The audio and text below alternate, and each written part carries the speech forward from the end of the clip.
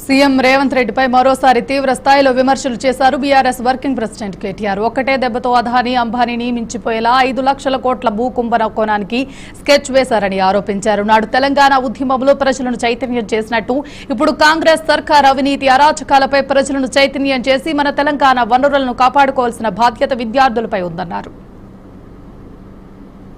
4,60,000 కోట్ల నుంచి 5 లక్షల కోట్లు. సో చిన్న కుంభకోణం కాదు, 4 లక్షల నుంచి 5 లక్షల కోట్ల కుంభకోణం. రేవంత్ రెడ్డి గారి మనవాడికి మునిమనవాడు పుట్టేదాకా, వాళ్ళ మునిమనవాడు పుట్టేదాకా ఆయన డోక లేకుండా అదానీ అంబానీ ఒకటే దెబ్బల క్రాస్ కావాలని చక్కర్లా ఇవాళ రేవంత్ రెడ్డి గారిని స్కెచ్ చేసింది. మరి దీని మీద మాట్లాడకపోతే, దీని మీద కొట్లాడకపోతే, దీని మీద పోరాటం చేయకపోతే రేపు ఇక ఎలక్షన్లు ఉండవు, ఏముండవు, కొనుక్కులే ఉంటుంది మొత్తం. ఇక నిలబెట్టి మనిషికి 1 లక్ష రూపాయలు వాడేసి కొనేస్తాడు రేవంత్ రెడ్డి గారు. ఇది జరగబోతున్న పరిణామం. ఇది ఎలక్షన్ వదిలేయండి, రేపటికి మీకు హైదరాబాద్ లో క్యాంటీన్ వెళ్దామంటే జాగా దొరుకుతుంది.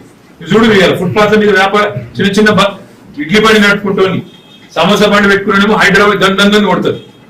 ఇది ఇడ్లీ బండి చిన్న చిన్న చెప్పుల దుకాణం నడుపుకుంటూ ఫుట్పాత్ మీద కొట్టవతల వారేస్తారు. కానీ వీళ్ళేం చేస్తున్నారు, ఇక్కడ 9,300 ఎకరాలు. దీని యజమానులు అంతా ఎంతమంది ఉంటారు? 500-600 మంది ఉంటారు. మరి 500-600